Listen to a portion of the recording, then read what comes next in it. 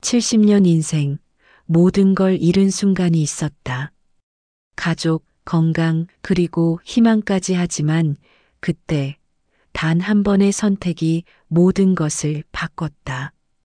이 이야기는 절망 속에서 피어난 작은 기적, 그리고 한 할아버지가 마지막에 맞이한 놀라운 인생 역전의 순간이다.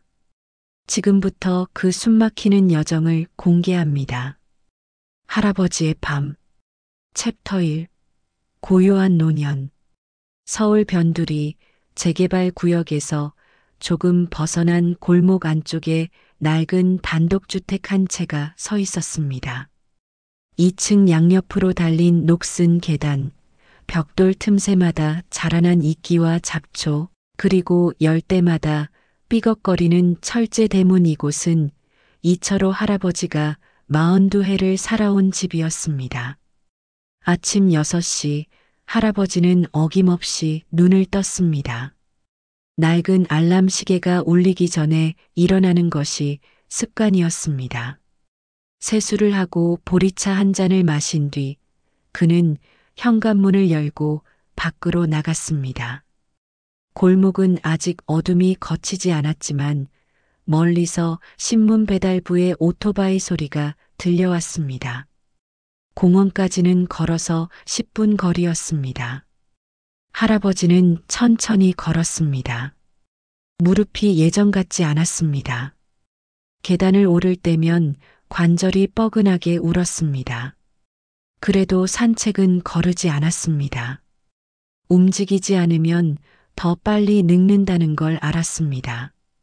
공원 벤치에 앉아 하늘을 바라보는 시간이 하루 중 가장 평온했습니다.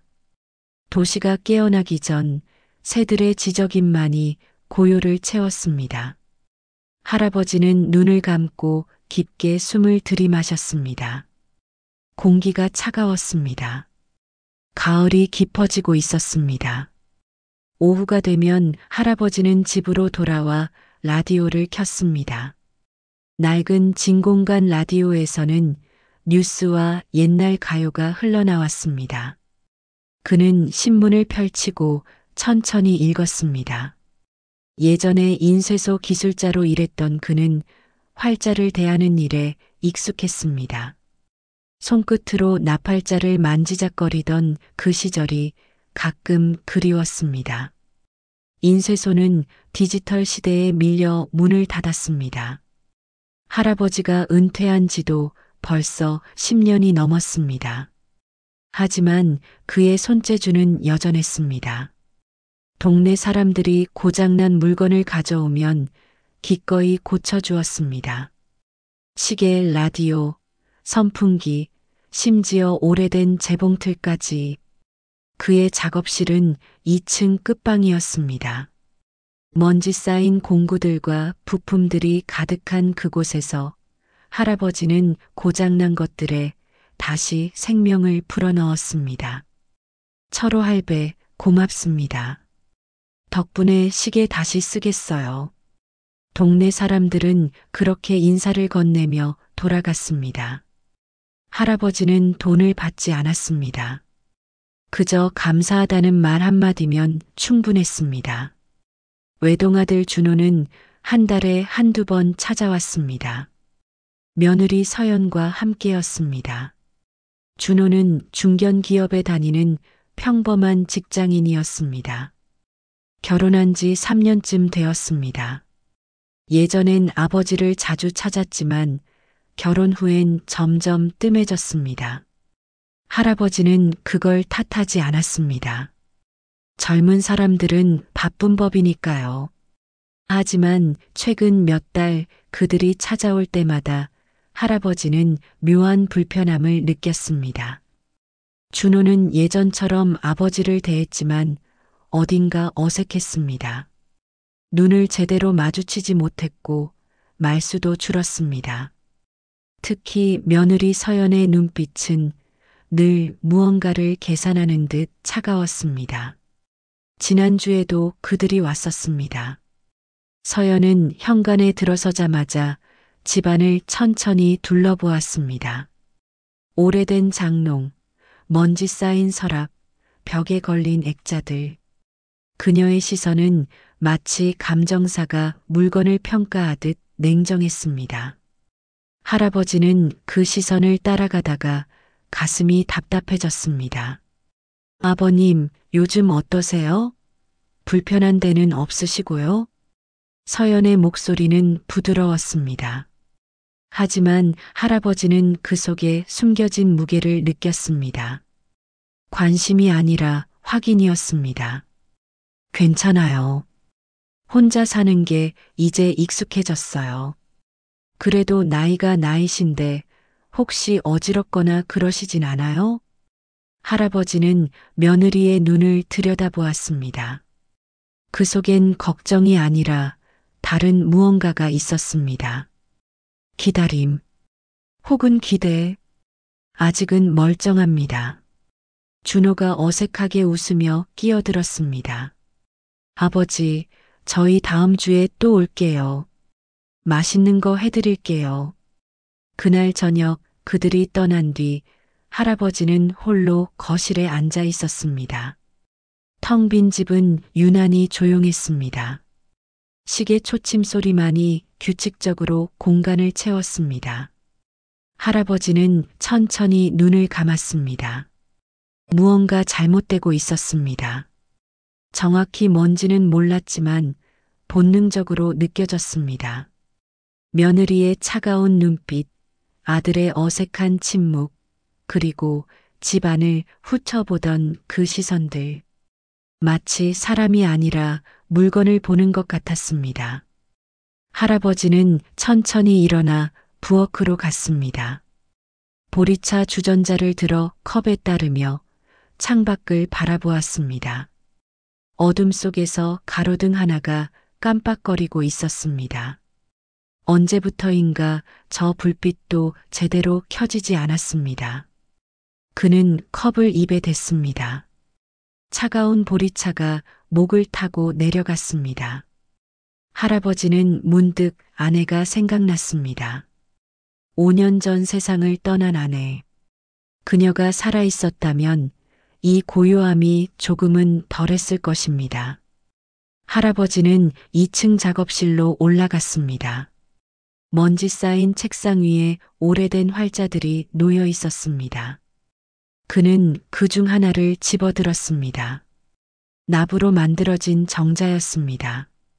손가락으로 표면을 쓰다듬자 차갑고 단단한 감촉이 전해졌습니다. 그날 밤 할아버지는 잠을 이루지 못했습니다. 천장을 바라보며 오래된 기억들을 더듬었습니다. 젊은 시절, 인쇄소에서 밤늦게까지 일하던 때, 아들을 업고 퇴근하던 그 무게, 아내와 함께 이 집을 처음 샀을 때의 설렘, 그 모든 것들이 이제 어둠 속으로 희미하게 사라지고 있었습니다. 새벽 2시 할아버지는 침대에서 일어나 창문 쪽으로 갔습니다. 커튼을 살짝 걷어 밖을 내다보았습니다. 골목은 고요했습니다. 가로등 불빛 아래 검은 고양이 한 마리가 천천히 지나갔습니다. 할아버지는 문득 오싹한 기분이 들었습니다. 마치 누군가 자신을 지켜보고 있는 것 같았습니다. 하지만 밖엔 아무도 없었습니다. 그는 다시 침대로 돌아가 누웠습니다. 눈을 감았지만 잠은 오지 않았습니다. 무언가 다가오고 있었습니다. 새벽 3시 창문을 두드리는 소리에 할아버지는 잠에서 깼습니다. 똑똑똑 똑똑똑. 처음엔 꿈인 줄 알았습니다. 하지만 소리는 계속되었습니다. 급하고 다급한 소리였습니다. 할아버지는 천천히 몸을 일으켰습니다. 심장이 빠르게 뛰었습니다. 누구세요? 대답은 없었습니다. 대신 두드리는 소리가 더 거세졌습니다. 할아버지는 침대에서 내려와 창문 쪽으로 다가갔습니다. 커튼을 살짝 걷자 2층 베란다에 누군가 서 있었습니다. 희미한 가로등 불빛 아래 그 사람의 얼굴이 보였습니다. 2층에 새 들어 사는 청년 진수였습니다. 할아버지는 서둘러 창문을 열었습니다. 진수 씨, 무슨 일이에요? 진수는 숨을 헐떡이고 있었습니다. 얼굴에 식은땀이 맺혀 있었습니다. 할아버지, 지금 당장 제 방으로 오셔야 해요. 위험합니다. 위험하다니 무슨 소리요? 지금은 설명할 시간이 없어요. 제발 저를 믿고 따라오세요. 할아버지는 잠시 망설였습니다. 하지만 진수의 표정이 심상치 않았습니다. 그는 가운을 걸치고 슬리퍼를 신었습니다. 진수는 할아버지를 이끌고 2층 끝방으로 향했습니다. 진수의 방은 할아버지가 예상했던 것과 달랐습니다. 벽면 한쪽에 모니터 세대가 놓여 있었고 책상 위엔 서류 뭉치들이 쌓여 있었습니다. 화면에는 CCTV 영상들이 재생되고 있었습니다. 진수 씨, 이게 대체 뭐요? 진수는 의자를 권했습니다. 할아버지는 천천히 앉았습니다. 할아버지, 제가 사실은 탐정사무소에서 일하고 있습니다. 탐정이라고요? 네. 정확히는 조사원입니다. 최근 3주 동안 저는 의뢰를 받고 한 사람을 미행했습니다. 진수는 모니터 하나를 가리켰습니다. 화면에는 낯익은 여자가 보였습니다. 할아버지는 순간 숨이 멎는 것 같았습니다. 이 사람은 며느리 서연이 아니오? 네, 맞습니다. 할아버지는 진수를 똑바로 쳐다보았습니다. 가슴속에서 무언가 뜨거운 것이 치밀어 올랐습니다. 대체 무슨 소리를 하는 거요? 왜 내 며느리를 미행했단 말이오? 진수는 침착하게 대답했습니다. 의뢰인은 보험사입니다. 서연 씨는 4년 전 보험 사기 사건에 연루된 적이 있습니다. 당시 증거 부족으로 기소되지 않았지만 정황상 의심이 짙었습니다. 할아버지는 고개를 저었습니다. 말도 안 돼. 우리 며느리가 그럴 리 없어. 처음엔 저도 단순 확인 작업이라고 생각했습니다. 하지만 진수는 키보드를 몇 번 두드렸습니다. 화면이 바뀌었습니다. 서연이 낯선 남자와 카페에서 만나는 장면이었습니다. 두 사람은 서류를 주고받았습니다. 남자는 봉투를 건넸고 서연은 그걸 가방에 넣었습니다. 이 남자는 누구요? 전문 브로커입니다. 보험 사기를 도와주는 사람이죠. 사고를 꾸미고 서류를 조작하고 증거를 없애는 일을 합니다. 할아버지는 입술을 깨물었습니다. 진수는 다음 영상을 재생했습니다. 이번엔 서연이 할아버지 집 앞 골목을 배회하는 장면이었습니다. 밤 11시쯤이었습니다. 그녀는 주위를 살피며 대문 쪽으로 다가갔습니다. 그리고 무언가를 꺼내 대문 손잡이에 뿌렸습니다. 이게 뭐요? 기름입니다. 미끄럽게 만들려는 거죠. 할아버지께서 넘어지시길 바라는 겁니다. 할아버지의 손이 떨렸습니다. 진수는 말을 이었습니다. 그리고 이틀 전 더 심각한 정황을 포착했습니다. 화면이 바뀌었습니다. 이번엔 주간 영상이었습니다. 서연이 할아버지 집에 들어가는 모습이었습니다. 그녀는 약 20분 뒤 나왔습니다. 표정은 평온했습니다. 그날 할아버지께서는 산책 나가셨죠? 그랬던 것 같소. 저는 그 직후 집안을 확인했습니다. 죄송하지만 할아버지 안전을 위해 몰래 들어갔습니다. 진수는 스마트폰을 꺼내 사진을 보여주었습니다. 부엌 가스레인지 뒤쪽 배관이었습니다. 연결 부위가 명백히 느슨해져 있었습니다. 이건 자연스러운 노후화가 아닙니다. 누군가 일부러 풀어놓은 겁니다. 다음 사진은 거실 전기선이었습니다. 피복이 찢어진 부분이 있었습니다. 칼로 벤 듯한 흔적이 선명했습니다. 할아버지는 말을 잃었습니다. 머릿속이 하얗게 변했습니다. 며느리가 정말 이런 짓을 했단 말이오? 증거는 아직 불충분합니다. 하지만 정황상 명백합니다. 할아버지께 사고가 나길 바라고 있습니다. 그리고 그 사고로 보험금을 타내려는 겁니다. 할아버지는 두 손으로 얼굴을 감쌌습니다. 믿고 싶지 않았습니다. 하지만 증거는 눈앞에 있었습니다. 준호도 내 아들도 이 일을 알고 있소? 아직 확실하진 않습니다. 하지만 최근 며칠간 두 사람이 자주 만났습니다. 심각한 대화를 나눴고요. 할아버지는 천천히 고개를 들었습니다. 눈시울이 붉어졌지만 눈물은 흘리지 않았습니다. 그럼 이제 어쩌면 좋소? 저희 사무소 대표가 내일 아침에 오실 겁니다. 함께 대책을 세워야 합니다. 우선은 집으로 돌아가지 마세요. 오늘 밤은 여기서 주무시는 게 안전합니다. 할아버지는 고개를 끄덕였습니다. 하지만 마음속은 무너져 내리고 있었습니다. 진수가 담요를 가져왔습니다. 할아버지, 오늘은 제 침대에서 주무세요. 저는 의자에서 잘게요. 고맙소. 할아버지는 침대에 누웠습니다. 하지만 잠은 오지 않았습니다. 천장을 바라보며 그는 생각했습니다. 며느리, 그리고 어쩌면 아들까지 자신을 죽이려 한다는 사실을. 새벽 5시 창밖이 조금씩 밝아지고 있었습니다. 할아버지는 여전히 눈을 뜨고 있었습니다. 그의 마음속엔 배신감과 슬픔, 그리고 분노가 뒤섞여 있었습니다. 하지만 동시에 한 가지 결심이 섰습니다. 피부치라도 잘못을 저질렀다면 바로 잡아야 한다고. 할아버지는 천천히 몸을 일으켰습니다.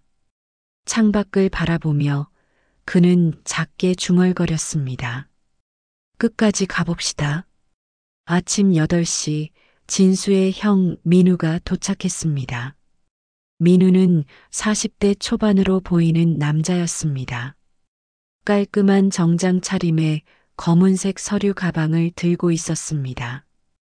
그는 할아버지에게 공손하게 인사했습니다. 처음 뵙겠습니다. 민우 탐정사무소 대표 김민우입니다. 할아버지는 고개를 끄덕였습니다. 밤새 한숨도 자지 못한 얼굴이었습니다. 민우는 의자에 앉아 서류를 꺼냈습니다. 할아버지, 상황이 심각합니다. 며느님은 현재 할아버지 명의로 된 생명보험 2건에 수익자로 등록되어 있습니다. 총 3억 원 규모입니다. 할아버지는 눈을 깜빡였습니다. 보험이요? 나는 그런 거 가입한 적 없소. 작년에 가입하셨습니다. 서류상으론 할아버지께서 직접 서명하신 걸로 되어 있습니다. 민우가 서류를 건넸습니다. 할아버지는 천천히 들여다보았습니다. 마지막 장에 자신의 서명이 있었습니다. 분명 자신의 필체였습니다. 이건 내가 쓴 게 맞소. 하지만 기억이 안 나는군. 진수가 조심스럽게 말했습니다. 작년 가을 며느님이 할아버지와 함께 은행에 가셨죠? 할아버지는 기억을 더듬었습니다. 그때 서연이 적금 만기가 됐다며 함께 은행에 가자고 했습니다. 창구에서 몇 가지 서류를 썼던 기억이 났습니다. 서연은 노후 대비 상품이라고 설명했습니다. 그때였군요. 민우가 고개를 끄덕였습니다. 며느님은 치밀하게 준비했습니다. 할아버지께서 의심하지 않도록 합법적인 절차를 밟았습니다. 할아버지는 주먹을 불끈 쥐었습니다. 손등에 핏줄이 붉어졌습니다. 그럼 이제 어쩌면 좋소? 경찰에 신고하면 되는 거 아니오? 민우는 고개를 저었습니다. 아직은 안 됩니다. 현재 상황에서 우리가 가진 건 정황 증거뿐입니다. 가스 배관이나 전기선도 노후화로 볼 수 있습니다. 며느님이 브로커와 만난 것도 단순 지인 만남이라고 주장하면 끝입니다. 그럼 손 놓고 당하라는 말이요? 아닙니다. 확실한 증거를 잡아야 합니다.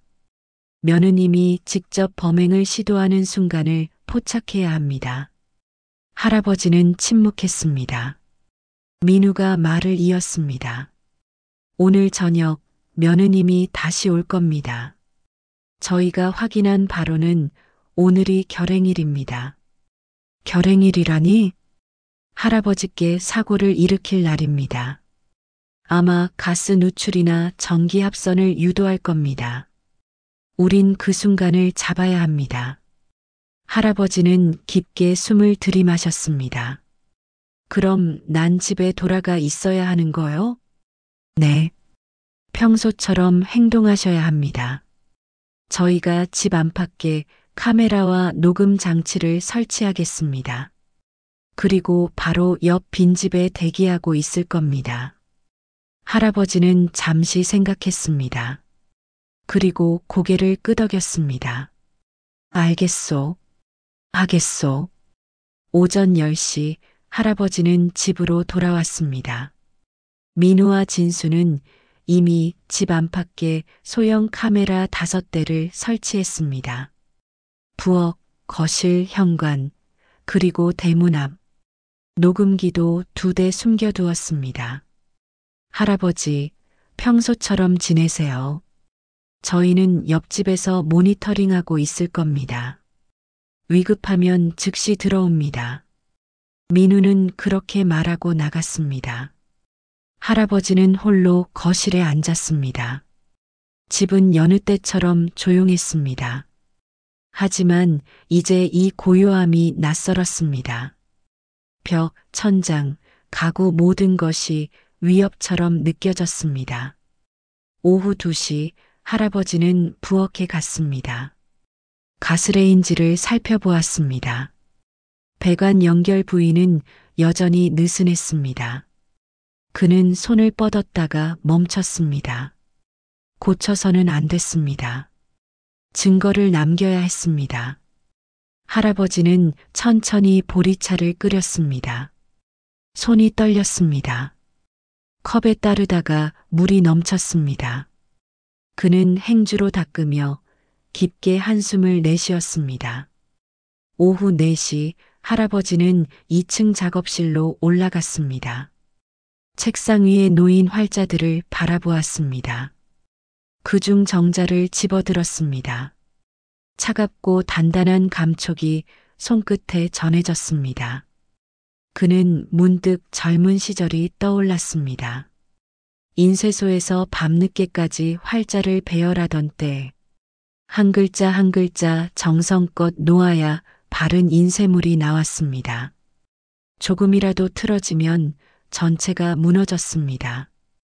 인생도 그랬습니다. 한 사람이 틀어지면 모든 게 무너졌습니다.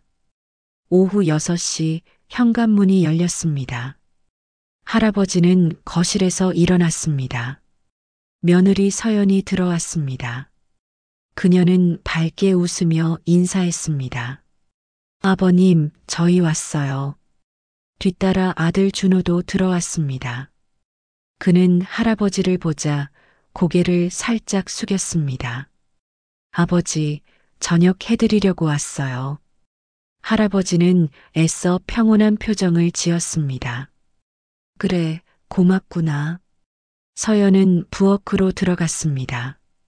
준호는 거실에 앉아 TV를 켰습니다. 할아버지는 소파에 앉아 아들을 바라보았습니다. 준호는 화면만 보고 있었습니다. 두 사람 사이에 침묵이 흘렀습니다. 부엌에서 칼질 소리가 들렸습니다. 서연이 무언가 요리하고 있었습니다. 할아버지는 귀를 기울였습니다. 가스레인지를 켜는 소리, 물 끓는 소리, 그리고 작은 금속 부딪히는 소리.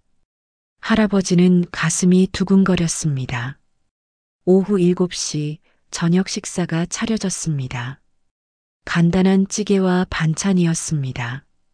세 사람은 식탁에 앉았습니다. 아버님, 많이 드세요. 서연이 할아버지 앞에 국그릇을 놓았습니다. 할아버지는 숟가락을 들었습니다. 손이 떨렸습니다. 국을 한 숟갈 떠서 입에 넣었습니다. 맛은 느껴지지 않았습니다. 준호가 조심스럽게 말했습니다. 아버지, 요즘 얼굴이 안 좋으신데 병원 한번 가보시는 게 어때요? 할아버지는 아들을 바라보았습니다. 준호는 눈을 피했습니다. 괜찮아. 나이 들면 다 그런 거야. 식사는 금방 끝났습니다. 서연이 설거지를 하겠다며 부엌으로 갔습니다. 준호는 다시 TV 앞에 앉았습니다. 할아버지는 화장실에 갔습니다. 거울 속 자신의 얼굴을 보았습니다. 핏기 없는 얼굴, 움푹 들어간 눈. 늙었습니다. 정말 늙었습니다. 할아버지는 물로 얼굴을 씻었습니다. 차가운 물이 정신을 깨웠습니다. 그는 거울을 다시 보며 중얼거렸습니다. 견뎌야지. 조금만 더. 밤 9시 서연과 준호가 일어났습니다. 아버님, 저희 이만 가볼게요. 다음 주에 또 올게요. 할아버지는 고개를 끄덕였습니다. 그래, 조심해서 가거라. 현관문이 닫혔습니다. 발소리가 멀어졌습니다. 할아버지는 서연이 대문을 열고 들어왔습니다. 할아버지는 거실 불을 끄고 소파에 앉아 있었습니다. 어둠 속에서 그는 숨을 죽였습니다. 심장 소리가 귓가에 울렸습니다. 현관문이 조심스럽게 열렸습니다. 서연은 휴대폰 손전등을 켰습니다. 희미한 불빛이 복도를 비췄습니다. 그녀는 부엌으로 향했습니다. 할아버지는 천천히 일어났습니다. 복도 모퉁이에 몸을 숨기고 지켜보았습니다. 서연은 가스레인지 뒤로 손을 뻗었습니다. 배관 연결 부위를 더 풀었습니다. 쉬익 작은 소리가 났습니다. 가스가 새어나오는 소리였습니다. 할아버지는 주먹을 꽉 쥐었습니다. 서연은 거실로 이동했습니다. 전기 콘센트 근처에 무언가를 놓았습니다. 작은 장치였습니다. 타이머가 달린 것 같았습니다. 그녀는 현관 쪽으로 돌아섰습니다. 바로 그때 할아버지가 불을 켰습니다. 환한 빛이 거실을 가득 채웠습니다. 서연은 깜짝 놀라 멈춰 섰습니다. 얼굴이 하얗게 질렸습니다. 아, 아버님. 할아버지는 차갑게 말했습니다. 뭐 하는 거요? 서연은 당황한 표로 웃으려 했습니다. 아, 그게 핸드폰을 두고 가서요. 찾으러 왔어요. 거짓말 마시오. 할아버지의 목소리는 낮고 단호했습니다. 부엌 가스 배관 푼 거 다 봤소. 그리고 거기 놓은 장치도 봤소. 서연의 얼굴에서 웃음이 사라졌습니다. 그녀는 천천히 표정을 굳혔습니다. 할아버지, 이제 그만하세요. 목소리가 차가워졌습니다. 준호는 어디 있소? 차에서 기다리고 있어요. 너희 둘이 함께 계획한 거구나. 서연은 대답하지 않았습니다. 대신 한 걸음 다가왔습니다. 할아버지, 솔직히 말씀드릴게요. 이 집, 보험금 다 필요해요. 저희가 살려면 필요하단 말이에요. 그래서 날 죽이려 했단 말이오? 죽인다는 게 아니에요. 그냥 자연스러운 사고처럼 보이게 하려는 거죠. 할아버지도 나이가 있으시잖아요. 언젠간 가실 거 아니에요? 할아버지는 눈을 감았습니다. 가슴이 찢어지는 것 같았습니다. 준호도 이걸 알고 있었소? 서연은 잠시 침묵했습니다. 그리고 고개를 끄덕였습니다. 처음엔 반대했어요. 하지만 결국 동의했어요. 빚이 너무 많거든요. 이 방법밖엔 없어요. 할아버지는 천천히 눈을 떴습니다. 그래도 내 아들인데. 바로 그때 현관문이 열렸습니다. 준호가 들어왔습니다. 그는 아버지와 아내를 번갈아 보았습니다. 아버지. 할아버지는 아들을 똑바로 바라보았습니다. 준호야, 내가 정말 이 일에 동의했냐? 준호는 고개를 숙였습니다. 대답이 없었습니다. 내 얼굴 좀 봐라.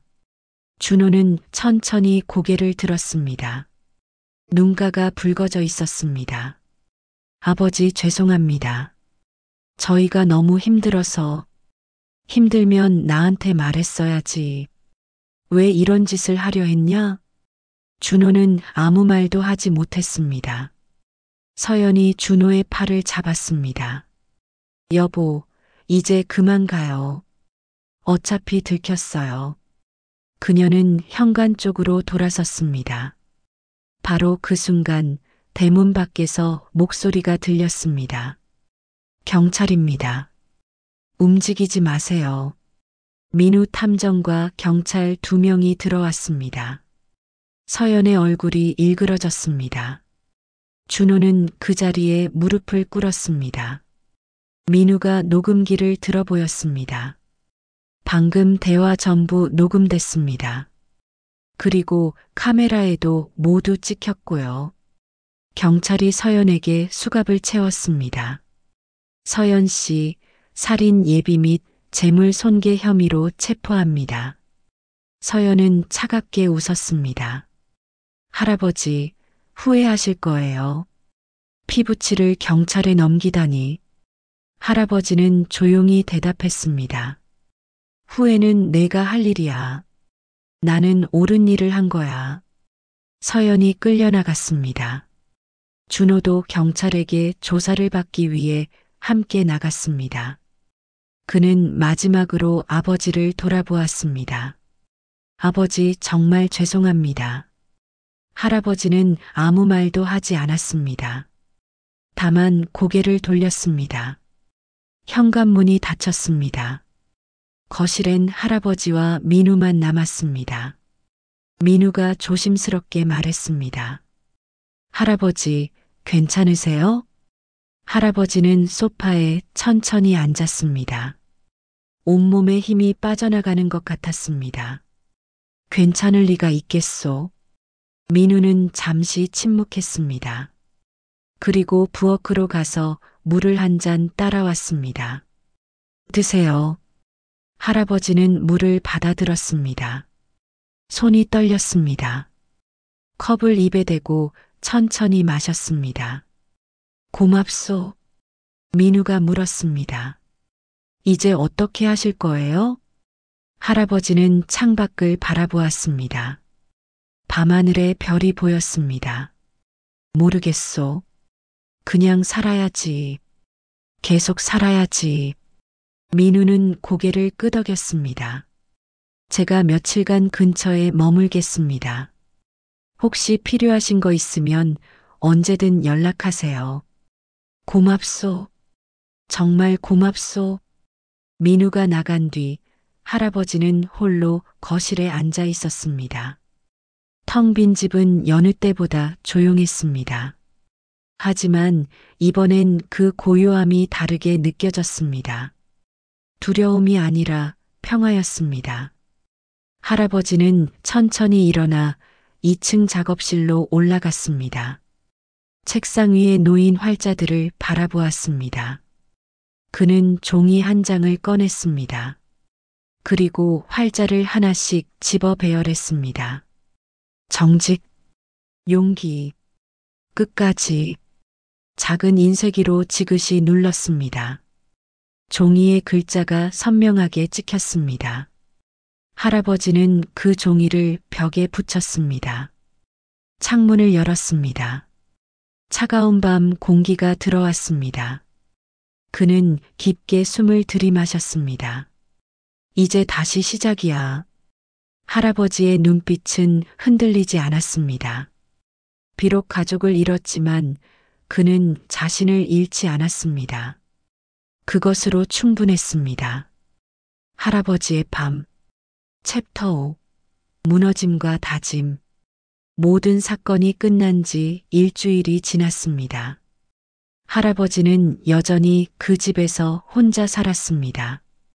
아침 6시에 일어나 공원을 산책했습니다. 보리차를 끓여 마시고 라디오를 들었습니다. 일상은 예전과 같았습니다. 하지만 모든 것이 달랐습니다. 며느리 서연은 구속됐습니다. 살인 예비와 사기 혐의로 재판을 기다리고 있었습니다. 아들 준호는 공범 혐의로 조사를 받았습니다. 그는 직접적으로 가담하진 않았지만 알면서도 방조한 죄가 있었습니다. 경찰에서 할아버지에게 연락이 왔습니다. 준호가 집행유예를 받을 가능성이 크다고 했습니다. 하지만 할아버지는 아들을 만나지 않았습니다. 아직은 그럴 마음이 없었습니다. 어느 날 오후 할아버지는 우편함에서 편지 한 통을 발견했습니다. 발신인은 준호였습니다. 할아버지는 거실에 앉아 천천히 편지를 열었습니다. 아버지께 편지를 쓰는 게 이렇게 어려운 줄 몰랐습니다. 무슨 말을 해도 변명이 될 것 같습니다. 하지만 꼭 전하고 싶은 말이 있습니다. 죄송합니다. 아버지를 배신했습니다. 돈 때문에, 빚 때문에 정신이 없었습니다. 그래도 그게 이유가 될 순 없습니다. 저는 아버지의 아들로서 자격이 없습니다. 용서를 구하지도 않겠습니다. 다만 아버지께서 건강하시길 바랍니다. 마이너스 준호. 할아버지는 편지를 천천히 접었습니다. 눈가가 붉어졌지만 눈물은 흘리지 않았습니다. 그는 편지를 서랍에 넣었습니다. 그날 저녁 진수가 찾아왔습니다. 할아버지, 괜찮으세요? 할아버지는 고개를 끄덕였습니다. 괜찮아요. 살아있으니까 괜찮지요. 진수가 비닐봉지를 내밀었습니다. 반찬 좀 만들어 왔어요. 형수가 보냈어요. 혼자 사시니까 걱정된다고. 고맙소. 할아버지는 봉지를 받아들었습니다. 따뜻한 온기가 느껴졌습니다. 진수는 잠시 망설이다가 물었습니다. 아드님한테서 연락 오셨어요? 편지가 왔소.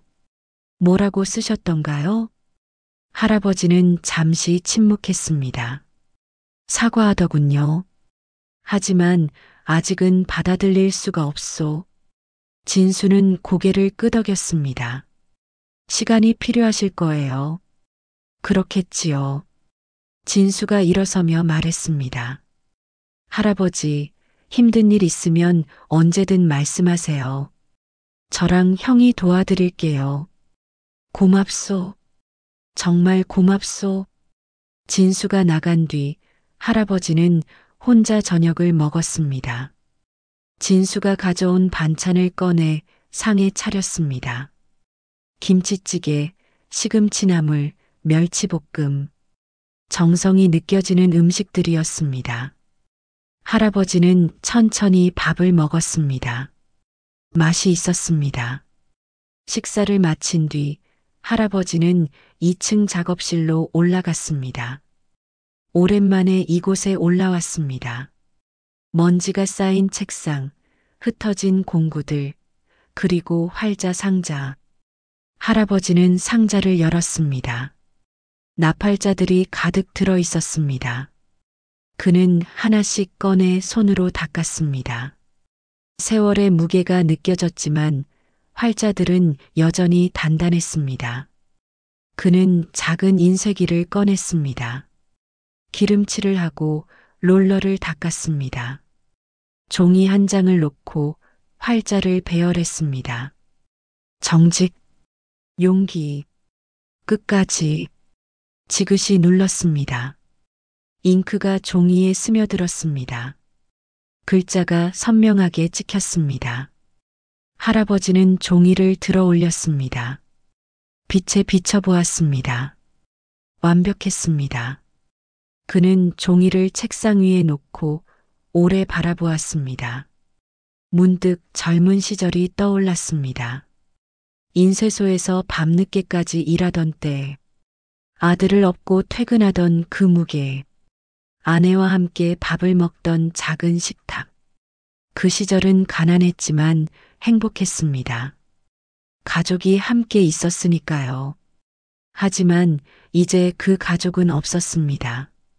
할아버지는 눈을 감았습니다. 깊게 숨을 들이마셨습니다. 슬펐습니다. 하지만 무너지지 않았습니다. 그는 천천히 눈을 떴습니다. 창문을 열었습니다. 차가운 가을바람이 들어왔습니다. 하늘엔 별이 빛나고 있었습니다. 나는 끝까지 정직하게 살 거야. 할아버지는 작게 중얼거렸습니다. 그게 내가 할 수 있는 일이야. 다음 날 아침 할아버지는 평소보다 일찍 일어났습니다. 세수를 하고 깔끔하게 옷을 입었습니다. 그리고 2층 작업실에서 어제 만든 종이를 가져왔습니다. 할아버지는 거실 벽에 그 종이를 붙였습니다. 정중앙에 눈에 잘 띄는 곳에 정직, 용기, 끝까지 그는 한 걸음 물러서서 바라보았습니다. 글자들이 아침 햇살에 빛났습니다. 할아버지는 만족스럽게 고개를 끄덕였습니다. 오후에 동네 사람이 찾아왔습니다. 낡은 시계를 들고 왔습니다. 철호 할배, 이거 좀 고쳐주실 수 있어요? 돌아가신 어머니가 쓰시던 건데. 할아버지는 시계를 받아들었습니다. 한번 봅시다. 그는 시계를 뜯어보기 시작했습니다. 작은 톱니바퀴들, 녹슨 태여. 하지만 고칠 수 있었습니다. 이틀쯤 걸릴 것 같소? 괜찮겠소? 네, 괜찮아요. 고맙습니다, 할배. 동네 사람이 돌아간 뒤 할아버지는 시계를 작업대에 올려놓았습니다. 조심스럽게 부품을 하나씩 분해했습니다. 일하는 동안 할아버지는 평온했습니다. 손끝의 감각, 톱니바퀴의 움직임, 기름의 냄새, 이 모든 게 익숙했습니다. 할아버지는 깨달았습니다. 인생은 이 시계처럼 때로 멈추고 고장났습니다. 하지만 고칠 수 있었습니다. 정성을 들이면 다시 돌아갔습니다. 저녁이 되었습니다. 할아버지는 거실에 앉아 라디오를 들었습니다. 옛날 가요가 흘러나왔습니다. 아내가 좋아하던 노래였습니다. 할아버지는 눈을 감고 들었습니다. 노래가 끝나고 그는 천천히 일어났습니다. 벽에 붙인 종이를 다시 바라보았습니다. 정직, 용기, 끝까지. 할아버지는 작게 웃었습니다. 그래, 끝까지 가보자. 그의 눈빛은 더 이상 흔들리지 않았습니다. 비록 가족을 잃었지만 자신을 잃지 않았습니다. 비록 혼자 남았지만 무너지지 않았습니다. 그는 여전히 서 있었습니다. 단단하게, 올곧게. 그리고 그것으로 충분했습니다. 밤은 깊었지만 할아버지의 집엔 불이 켜져 있었습니다. 작은 불빛이었지만 어둠을 밝히기엔 충분했습니다. 그 불빛은